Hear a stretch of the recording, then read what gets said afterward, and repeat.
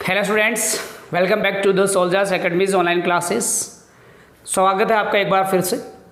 हम जो यूनिट पढ़ रहे हैं बीजगणितीय व्यंजक, उनसे संबंधित एडिशन और सब्ट्रैक्शन के जो क्वेश्चन हैं वो हम लोग कर चुके हैं। अभी हमें जो करने हैं वो है गुणा और भाग, means multiplication and division of algebraic expressions. How we will do this, ये हम कैसे करेंगे, आपके सामने क्वेश्चंस हैं, उनके द्वारा मैं आपको समझाऊंगा। पहले बात कर लेते हैं। देखो, जब भी हम एडिशन और सब्ट्रैक्शन करते हैं तो एडिशन और सब्ट्रैक्शन जब हम बीजगणितीय व्यंजकों का करते हैं तो वहाँ उनके लिए हमारे सामने कुछ शर्तें होती है। शर्तें क्या होती हैं कि जो समान जो वेरिएबल हैं वही एक दूसरे में जुड़ते हैं, और जुड़ता भी क्या है, उनके जो गुणांक हैं वही जुड़ते हैं आपस में और वही घटते हैं, उनको ही हम सब्ट्रैक्ट करते हैं। लेकिन गुणा करने में ऐसी कोई कंडीशन हमारे सामने नहीं आती। गुणा मैं x को y से भी गुणा कर सकता हूँ, y को z से भी गुणा कर सकता हूँ। मतलब गुणा करने में ऐसी कोई शर्त आप लोगों के सामने नहीं होगी कि हमें समान व्यंजकों को गुणा करना है या असमान। गुणा करने में हम किसी भी व्यंजक को, किसी भी चर को किसी भी अचर से गुणा कर सकते हैं या किसी भी तरीके से हम गुणा कर सकते हैं। तो गुणा करने में हमारे सामने है किसी प्रकार की कोई दिक्कत नहीं आती है। हाँ, बस ध्यान इतना रखना है कि अचर के साथ अचर गुणा होगा और चर के साथ जो है वो चर गुणा होगा। समझ पा रहे हैं आप लोग? देखो किस प्रकार से होगा, कुछ प्रश्नों के द्वारा हम इस बात को समझते हैं। जैसे अपना पहला प्रश्न टॉपिक पॉइंट है अपना मल्टीप्लिकेशन ऑफ एल्जेब्रिक एक्सप्रेशन। बीजगणितीय जो व्यंजक हैं उनका गुणनफल हम किस प्रकार से ज्ञात करेंगे। देखिए हमारे सामने एक पहला ये प्रश्न दिया हुआ है, 3a² गुणा 8a की घात 4। ये क्या है? दो बीजगणितीय व्यंजक है और कैसे हैं दोनों? मोनोमियल है, क्योंकि दोनों में एक एक पद है। तो पहले हम मोनोमियल के बारे में ही देख लेते हैं। अच्छा, यहाँ पे देखो, अब इसमें तो एक ही घात 2 है और इसमें एक ही घात 4 है। क्या दोनों चर बराबर हैं? क्या नहीं है। अगर हमें इन्हें जोड़ना होता तो किस प्रकार से जोड़ते हम? 3 1 की घात 2 प्लस 8 1 की घात 4। बस इसी तरीके से इनका एडिशन होता और यही हमारा आंसर होता। और जुड़ते तो क्या जुड़ते? इनके गुणांक। अच्छा, जब जोड़ते हैं तो गुणांकों का योगफल करते हैं, लेकिन जब गुणा करते हैं तो जो घातें हैं वो बढ़ती हैं। ठीक है, जो पावर्स हैं वो इंक्रीज होती है। समझ गए आप लोग? तो देखो, संख्या को तो संख्या से गुणा करेंगे, मतलब 3 को गुणा करने वाला हूँ मैं 8 से। संख्या को संख्या से गुणा और चर को चर से गुणा। समझ रहे आप लोग? तो संख्या को संख्या से गुणा करेंगे तो 3 गुणा 8 क्या हो जाएगा? 24। अब यहाँ पे देखिए, एक ही घात 2 को एक ही घात 4 से हमें गुणा करना है।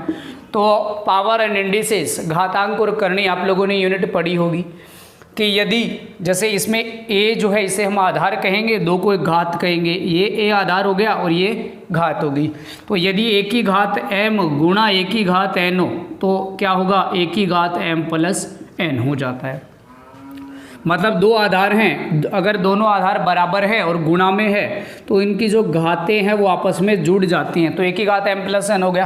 तो इसी प्रकार से देखिए, इसका आधार भी है और इसका आधार भी है, इसकी घात 2 और इसकी घात 4। जब दोनों गुणा में होगा तो दोनों की घातें जो है वो जुड़ जाएगी। 2 प्लस का 4 तो कितना हो जाएगा? 24 एक की घात 6। ये क्या आ गया? इसका आंसर आ गया।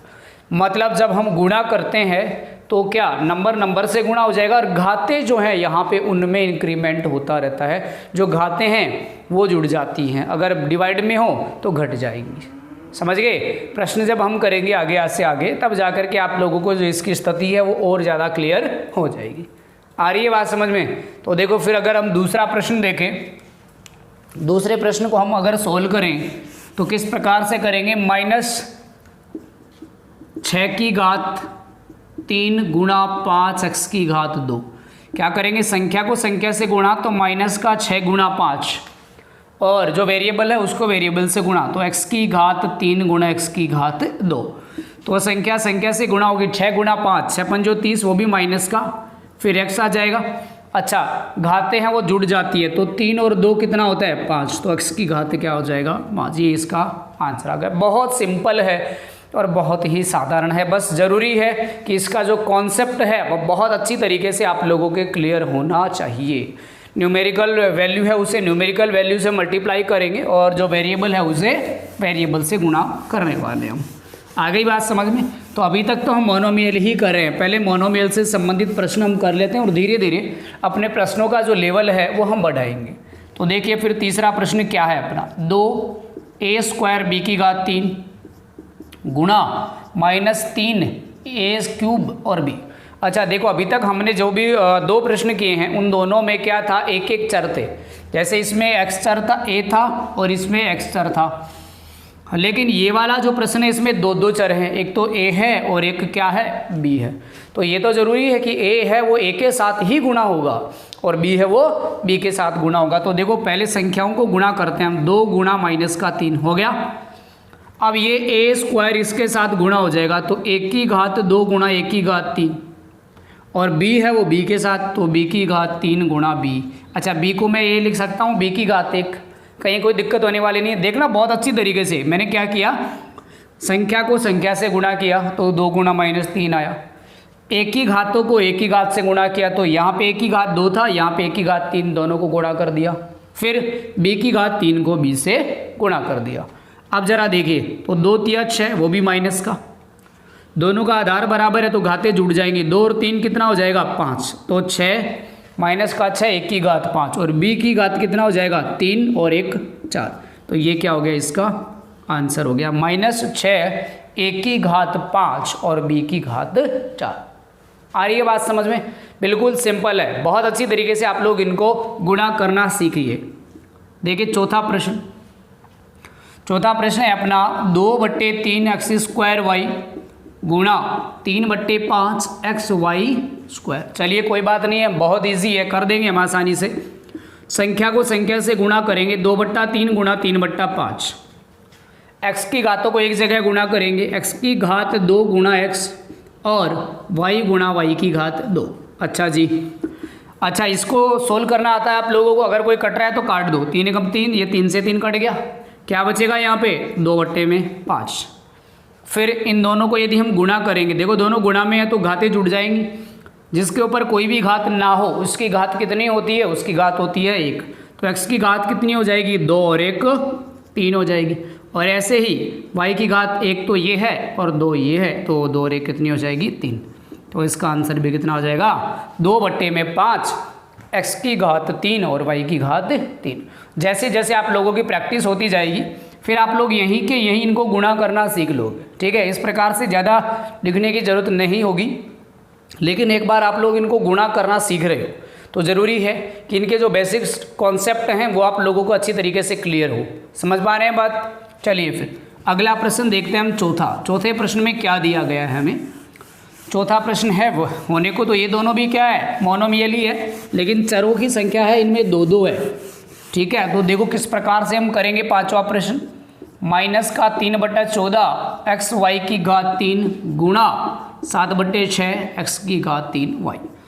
संख्या को संख्या से गुणा करेंगे तो -3/14 गुणा 7/6, फिर x गुणा x की घात 3 और y की घात 3 गुणा y।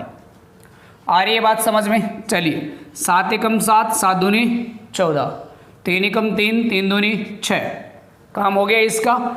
तो यहाँ पे क्या बचा, -1 और बट्टे में 2 दूनी 4, समझ गए। चलो अब इन दोनों को गुणा करेंगे तो बहुत अच्छी तरीके से जानते हो, गुणा करते हैं तो घातें जुड़ जाती है। तो इसकी घात 3, इसकी घात है तो 1, तो x की घात कितनी हो गई कुल मिलाकर के 4। ऐसे ही y की घात 3 और 1 4, तो इसका आंसर आ जाएगा -1/4 x की घात 4 गुणा y की घात 4। बहुत अच्छे प्रश्न हैं, फटाफट से आप इन प्रश्नों को नोट करते जाइए, बहुत बढ़िया। चलिए देखते हैं अपना अगला प्रश्न आपके सामने है। अगला प्रश्न जो है वो स्क्रीन पे आप लोगों के सामने आ चुका है। 5 प्रश्न हमने कर लिए हैं, आगे के वाले प्रश्न है वो आप लोगों के सामने आ गए हैं, ठीक है। चलिए देखते हैं फिर हम अगला प्रश्न क्या है। अभी तक जो प्रश्न हमने किए हैं उनमें हमने 2 संख्याओं को गुणा किया है। अब की बार जो प्रश्न हमारे सामने आए हैं उनमें 3 संख्याएं आपस में गुणा हो रही हैं। कहीं सोचने वाली बात नहीं है, कहीं किसी प्रकार की कोई दिक्कत होने वाली नहीं है। आपको काम करने का जो तरीका है वो हमारा बिल्कुल सेम रहेगा। तो देखिए किस प्रकार से हम इन्हें सोल्व करेंगे, वही संख्याओं को संख्या से गुणा। देखते हैं हम छठा प्रश्न क्या है अपना, 2a² b गुणा -5b² c गुणा -6 bc²। चलो गुणा करते हैं संख्याओं के संख्या से। 2 गुणा माइनस का 5 गुणा माइनस का 6। ए वाली देखो ए के पद इसमें है 1 की घात 2, इन दोनों में नहीं है, कोई बात नहीं है। फिर बी के पद अगर हम देखें बी गुणा बी की घात 2 गुणा बी। फिर यदि हम सी के पद देखें, पहले में नहीं है, इसमें सी है और इसमें सी की घात क्या है 2 है। अब कर दीजिए गुणा, ये माइनस और माइनस क्या हो जाएगा प्लस हो जाएगा। तो 5 6 30 और 30 दूनी 60, 1 की घात 2। बताओ बी की घात कितना हो जाएगा 1 2 3 है ना ये, तो बी की घात कितना हो जाएगा 2 और 1 3, 3 और 1 4, तो बी की घात 4। और ऐसे ही सी की घात कितना हो जाएगा 2 और 1 3। तो इसका जो आंसर है वो आ जाएगा हमारे सामने 60, ए की घात 2, बी की घात 4 और सी की घात 3। मतलब ध्यान आपको रखना है इन वेरिएबल्स का ही कि ये जो चर हैं जब भी आपस में गुणा होंगे तो इनकी जो घातें हैं वो जुड़ जाती हैं। आई बात अगर समझ में, तो फिर हम देखते हैं 7वां प्रश्न क्या है 4/3। चलिए मैं पहले संख्याओं को संख्या से गुणा कर लेता हूँ। 4/3 गुणा 1/3 गुणा माइनस का 6। फिर एक्स स्क्वायर है, ये एक्स है, तो ये दोनों गुणा हो जाएंगे, एक्स स्क्वायर गुणा एक्स। फिर वाई की अगर बात करें, यहाँ पे वाई है यहाँ पे वाई है, तो वाई गुणा वाई स्क्वायर। और जेड केवल इसी में है, तो ये लीजिए जेड का क्यूब। बस अब इसे सोल्व करना है, कहीं कोई दिक्कत होने वाली नहीं है आप लोगों को। 3 एकम 3 और 3 दूनी 6, कर दिया गुणा। अच्छा देखो अंश से अंश गुणा हो जाएगा, 4 दूनी 8, तो माइनस का 8/3। फिर x की घात 2 को x की घात 1 से गुणा करें तो x की घात 3 आएगा। y की घात 1 को y की घात 2 से गुणा करेंगे तो घातें जुड़ जाएंगी, 2 और 1 3, और z की घात 3 है। तो इसका आंसर क्या आ गया आपके सामने, माइनस का 8/3, x की घात 3, y की घात 3 और z की घात 3। बहुत ही सिंपल है और बहुत ही साधारण है। परंतु अगले 2 प्रश्न जो हैं वो देखना थोड़े से अलग प्रकार के हैं, और अलग प्रकार के हैं तभी उनका मज़ा अलग है। ठीक है, इनको सीखने का जो तरीका है वो थोड़ा सा डिफरेंट है, बाकी ऐसा कुछ भी नहीं है। ये मान लीजिए अभी तक हमने मोनोमियल को मोनोमियल से गुणा किया है, अब हम क्या करने वाले हैं, अब हम मोनोमियल को और बाइनोमियल से क्या करेंगे, गुणा करेंगे। बहुत अच्छी तरीके से देखना, इस मोनोमियल को बाइनोमियल से गुणा करेंगे तो ये ब्रैकेट से बाहर जो संख्या है 4a, ये ब्रैकेट के अंदर 2 संख्याएं हैं, उन दोनों से गुणा होगी। देखो क्या करेंगे, पहले 4a को मैं 3a से गुणा करूँगा, फिर बीच में प्लस का साइन, फिर मैं 4a को और 7b से गुणा करूँगा। आई बात समझ में, मैंने क्या किया है, पहले मैंने 4a को इस ब्रैकेट के अंदर वाली संख्या 3a से गुणा किया, फिर मैंने इसी को 7b से गुणा किया। अब इनको तो गुणा करना आप लोगों को आता है, कैसे करेंगे, संख्या को संख्या से गुणा, तो 4 तिया 12, और जब a को a से गुणा करेंगे तो दोनों की जो घातें हैं वो जुड़ जाएगी, 1 और 1 कितनी हो जाएगी 2, तो ये आ गया 12a स्क्वायर, मतलब 12 1 की घात 2 प्लस इनको गुणा करेंगे तो 4 और 7, 4 गुणा 7 28, ये दोनों आपस में गुणा हो जाएंगे तो क्या आएगा AB। क्योंकि दोनों जो वेरिएबल हैं वो दोनों कैसे हैं, अलग अलग है। दोनों ही जो चर है वो किस प्रकार के हैं, अलग अलग है। एक तो A है और दूसरा क्या है B है।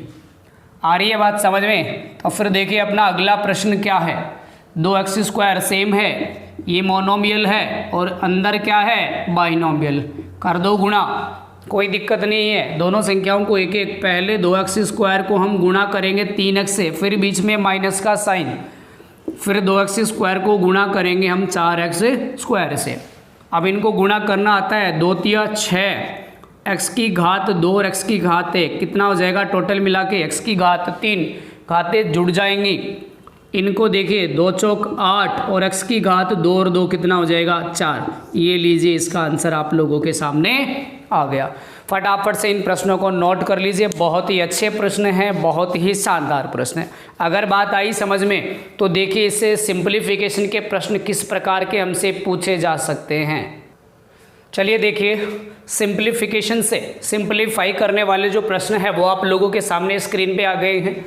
अभी तक हमने क्या किया था, अभी तक हम गुणा कर रहे थे, लेकिन अभी हमारे सामने कुछ ऐसे प्रश्न आए हैं जिन्हें हमें सिंप्लीफाई करना है। सिंप्लीफाई करने का मतलब है उनमें सारे ऑपरेशन हो सकते हैं, जोड़ हो सकता है, गुणा हो सकता है, बाकी हो सकता है, भाग हो सकता है।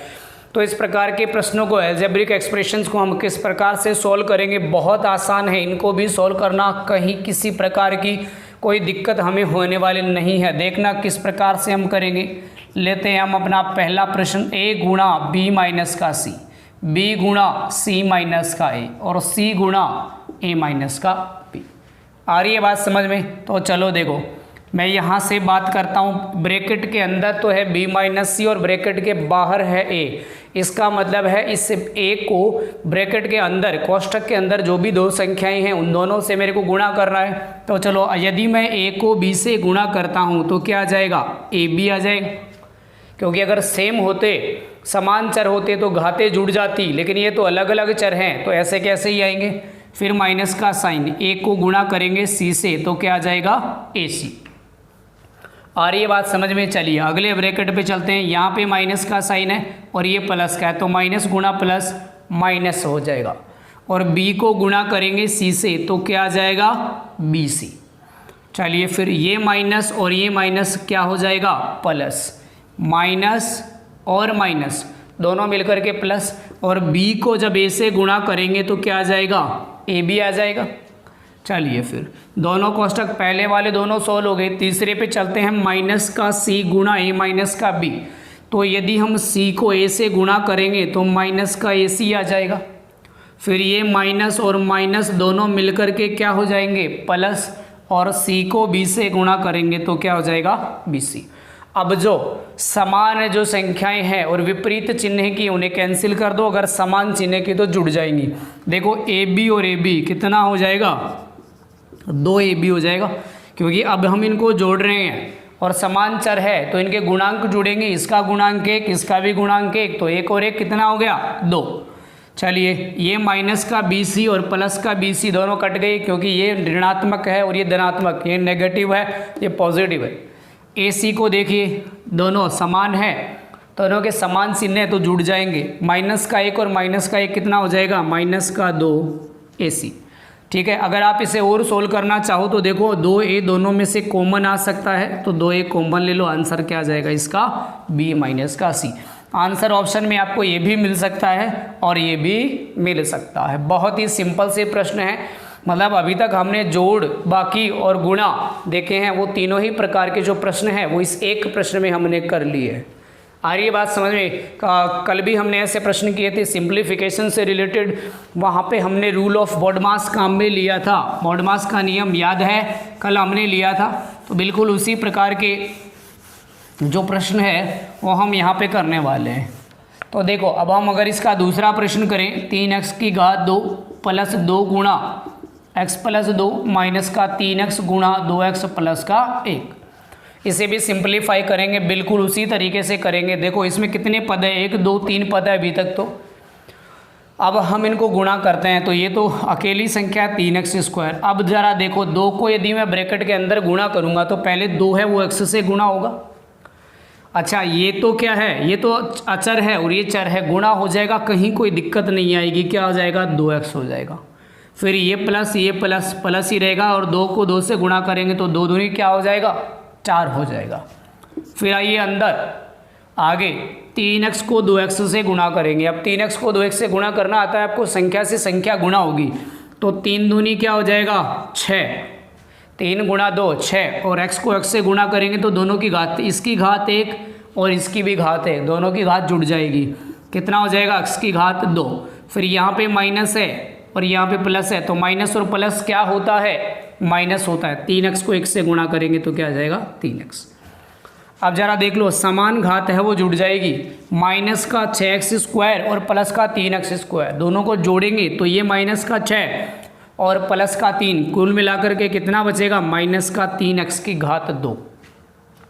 फिर देखिए, ये प्लस का 2x है और ये क्या है, ये है माइनस का 3x, तो प्लस का 2x है और ये क्या है, माइनस का 3x है, तो 2x में से 3x घटेंगे तो क्या बचेगा, माइनस का x।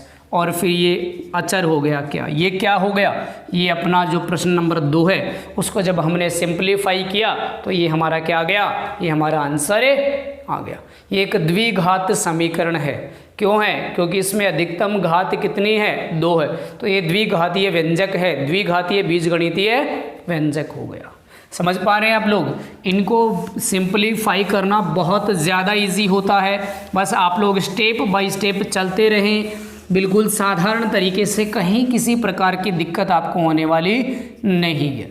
चलिए फिर तीसरा प्रश्न हम देखते हैं, किस प्रकार से इनको गुणा करेंगे वो हम देख रहे हैं। पहले 2x² आ गया, ऐसा कैसा, कहीं हमें किसी प्रकार की कोई भी दिक्कत नहीं हुई है। फिर चलिए आगे हम करते हैं, 3x को 1 से गुणा करेंगे तो क्या हो जाएगा, 3x हो जाएगा। फिर 3x को अंदर गुणा करेंगे तो देखो ये प्लस और ये माइनस दोनों मिलाकर के क्या हो जाएंगे, माइनस। 3 को यदि हम 2 से गुणा करेंगे तो 3 दूनी क्या हो जाएगा, 6। यदि इस x को x की घात 2 से गुणा करेंगे तो जब हम चरों को गुणा करते हैं तो आप लोग अच्छी तरीके से जानते हो कि यदि हम चरों को गुणा करेंगे तो घातें हैं वो जुड़ जाएगी। यहाँ पे x की घात 1 है और यहाँ पे x की घात क्या है, 2, कुल मिलाकर के कितना हो जाएगा, x की घात 3 हो जाएगा। ठीक है, समझ पा रहे हैं आप लोग बात? चलिए फिर अगला हम करते हैं, x को गुणा करेंगे x से तो x की घात 2 प्लस x को गुणा करेंगे x से तो क्या आ जाएगा, x हमारे सामने आ जाएगा। समान घातें हैं क्या, तो चलो हम डिसेंडिंग ऑर्डर में लिखते हैं।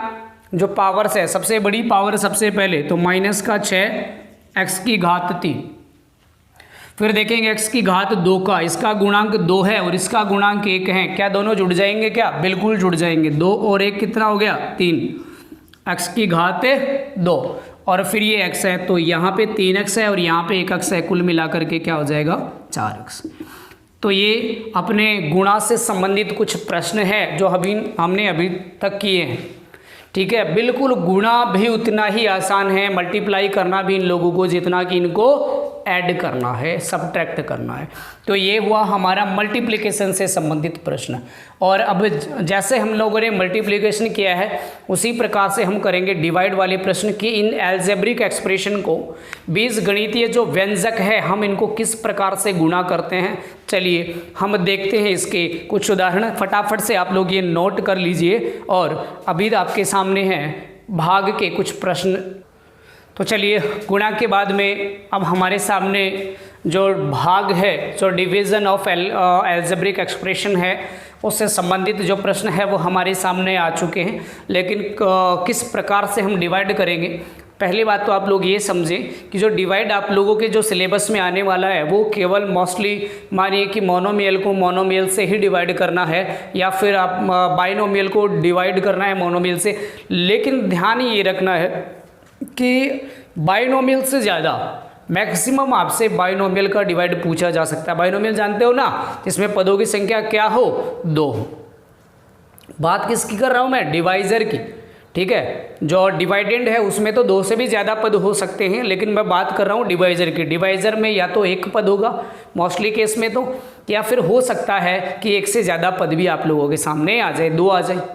लेकिन जितना आसान है डिवाइड करना बहुत ज़्यादा इजी है। आप लोग देखिए किस प्रकार से हम करेंगे। सेम वही अपना तरीका है, संख्या को संख्या से हम भाग देंगे और जो चर है उसको चर से भाग देंगे। समान चर को समान चर से हम भाग देने वाले हैं। घातें जो इसमें कैंसिल हो जाती है, देखना किस प्रकार से हम करेंगे। जैसे पहला जो प्रश्न है वो हमारे सामने है कि 60x को हमें 15 से भाग देना है। किसको भाग देना है, 60x को 15। तो हम इस प्रकार से लिखेंगे 60x बटे में 15। अब देखो ये तो हो गया डिवाइडेंड मतलब भाज्य, और ये हो गया डिवाइज़र मतलब भाजक।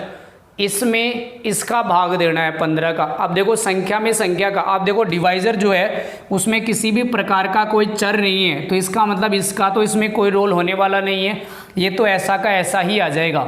हमें संख्या में संख्या का भाग देना है, और संख्या में संख्या का भाग देना आप लोगों को आता है। यदि मैं 60 में 15 का भाग दूं, कैंसिल करना तो आता है आप लोगों को, तो 60 में 15 का भाग देंगे, 15 एकम 15 और 15 चौके 60, 4 बार चला गया तो क्या बचा, 4 और 7 में बचा x। तो ये क्या हो गया, इसका आंसर हो गया 4x।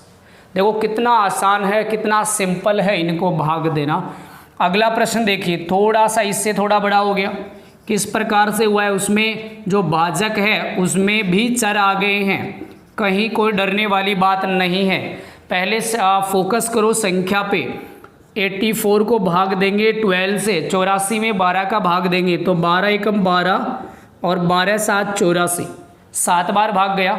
चलिए अब यहाँ पे जैसे हम गुणा कर रहे तो घातें जुड़ जाती हैं, तो इसी प्रकार से यदि हम भाग देते हैं तो घातें घट जाती हैं। समझ पा रहे हैं आप लोग? तो यहाँ पे देखो x की घात 2 है और यहाँ पे x की घात क्या है, 1 है। तो x की घात 2 में से x की घात 1 घट जाएगा तो कितना बचेगा, x की घात 1 बचेगा। या फिर आप ये मान लो कि घात से घात कैंसिल कर देता हूँ, इस x की घात 1 से ऊपर वाली एक घात कम कर देंगे हम, क्योंकि ऊपर घात कितनी है, 2, एक घात इससे कट जाएगी तो ऊपर एक घात बच जाएगी। इसी प्रकार से देखो y की घात अंश में कितनी है, 2 है और हर में कितनी है, 1 है। तो इस 2 घात को इस 1 घात से कैंसिल करेंगे तो y की घात भी ऊपर कितनी बच जाएगी, 1। तो यहाँ पे देखो जो भाज्य है, भाजक है, उसमें तो कुछ भी नहीं बचा, सारी संख्याएं कैंसिल हो गई। अंश में देखो क्या बचा, संख्या तो बची है 7, फिर यहाँ पे बचा है x की घात 1 और यहाँ पे बचा है y की घात 1। अब x की घात 1 और y की घात 1 कहीं भी आपको लिखा हुआ नहीं मिलेगा, इसलिए हम इसको इसकी सही फॉर्म में लिख देते हैं। क्या लिखेंगे, 7xy। ये क्या हो गया, इसका आंसर हो गया। मतलब डिवाइड करना इतना आसान है, बहुत ज़्यादा इजी है। तीसरा प्रश्न ये देखिए, तीसरा, अच्छा ये मोनोमियल को मोनोमियल से डिवाइड किया, ये मोनोमियल को मोनोमियल से। अब की बार तीसरे प्रश्न में क्या हो गया, मोनोमियल बाइनोमियल को हम मोनोमियल से डिवाइड करने वाले हैं। बाइनोमियल का मतलब जिसमें पदों की संख्या 2। देखो इसमें 2 पद है, 10x + 50 और इसमें भी 2 पद है। तो इस प्रकार का यदि हमारे सामने हो तो 10x + 50 को हम करेंगे 10 से भाग। देखो इसको हम 2 प्रकार से करेंगे, जो आपको सूटेबल लगे, जो आप लोगों को आसान लगे, उस तरीके से आप लोग ये भाग कर लेना।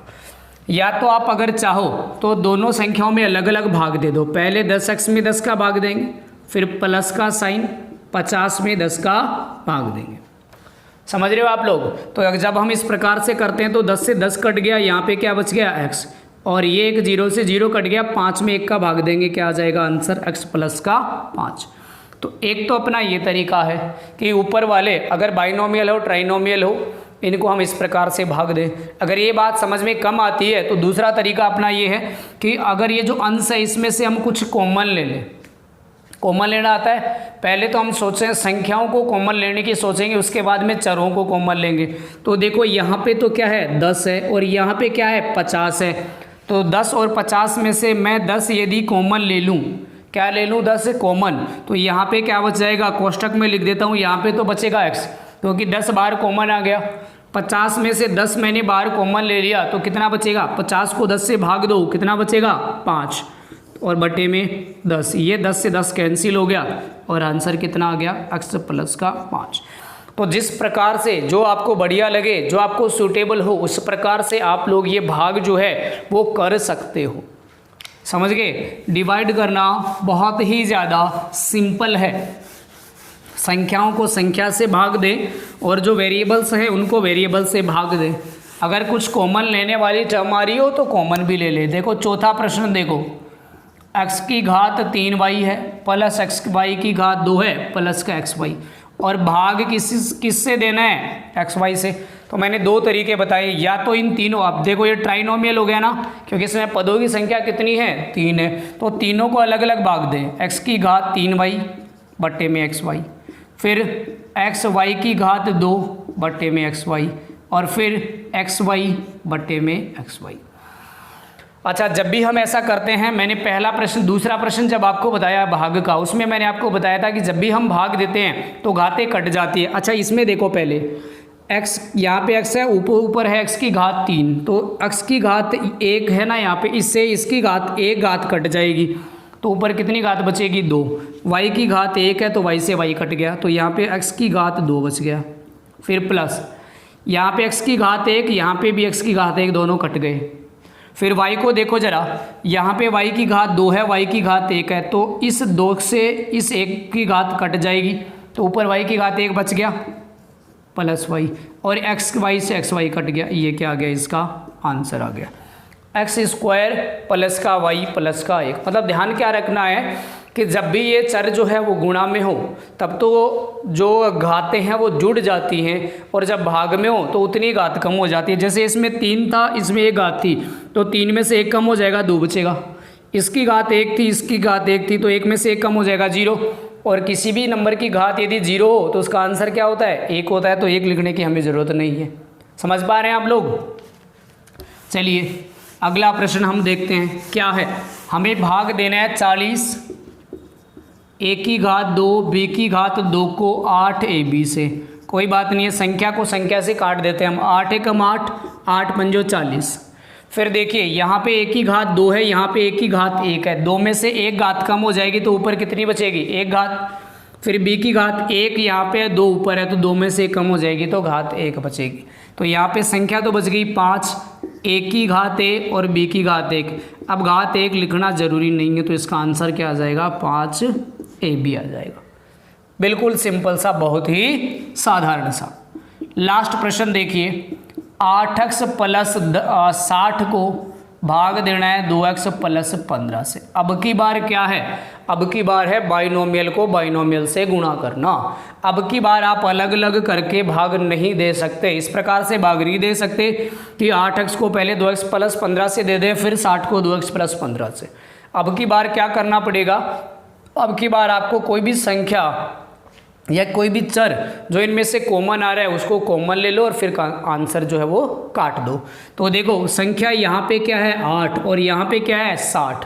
8 और 60 में से क्या कॉमन ले सकते हैं हम, 4 कॉमन ले सकते हैं। तो देखो जब मैं अंश में से 4 कॉमन ले लूँगा तो यहाँ पे क्या बचेगा, 8x में से 4 कॉमन आ गया तो 2x बचेगा प्लस का चिन्ह। 60 में से 4 यदि मैं बाहर कॉमन ले लेता हूँ तो अंदर कितना बच जाएगा, 15 बचेगा, तो 2x प्लस का 15, और बटे में भी क्या है 2x प्लस 15। अब ये दोनों सेम संख्याएं हैं तो कट जाएंगी, इसका आंसर क्या आ जाएगा, 4 आ जाएगा। मतलब बिल्कुल सिंपल। इसी प्रकार के इतने ही साधारण प्रकार के जो भाग हैं वो आप लोगों से पूछे जाते हैं। ठीक है, मोस्टली आप लोगों को ध्यान करना होता है मल्टीप्लाई पे, कि जो गुणा है वो हम किस प्रकार से कर सकते हैं, क्योंकि अगर आपको एडिशन, सब्ट्रैक्शन और गुणा करना आता है तो मान के चलिए एल्जेब्रिक एक्सप्रेशन जो है इससे संबंधित किसी भी प्रकार की जो प्रश्न हैं उसमें आप लोगों से गलती नहीं होने वाली है।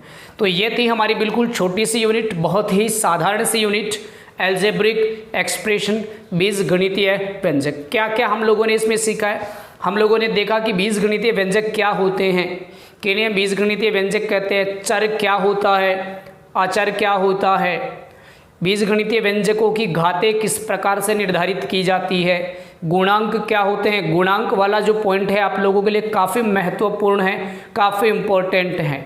उसके बाद में हमने ये जो एल्जेब्रिक एक्सप्रेशन है इनके चारों mathematical operations, addition, subtraction, multiplication और डिवीज़न है वो देखे हैं। साथ ही साथ हमने इनके जो सिंप्लीफिकेशन वाले क्वेश्चन है वो भी देखे हैं, दोनों प्रकार से देखे हैं, नॉर्मल क्वेश्चन भी देखे हैं और according to we BODMAS rule उसके अनुसार भी हमने देखे। तो इस प्रकार से हमारा ये जो छोटी सी यूनिट थी एल्जेब्रिक एक्सप्रेशन वो कंप्लीट होते हैं। मिलेंगे अगली क्लास में एक नई यूनिट के साथ, तब तक आप बने रहिए सोल्जर्स एकेडमी के साथ। वीडियोस कंटिन्यू देखते रहिए, लाइक और शेयर करते रहिए। Thank you.